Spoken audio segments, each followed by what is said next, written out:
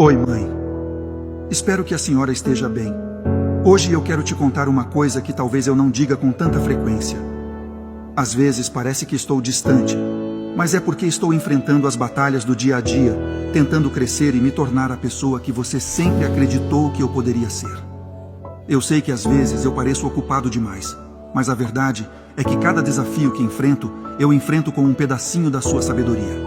Você sempre foi meu pilar de força, e eu quero que saiba que mesmo quando estou longe, eu levo você no meu coração.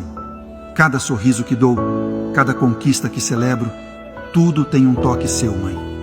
Você me ensinou o que é amor incondicional, o que significa estar presente de verdade.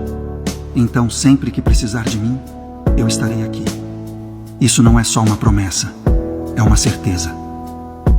Para a mãe mais incrível de todas, eu te amo, mãe.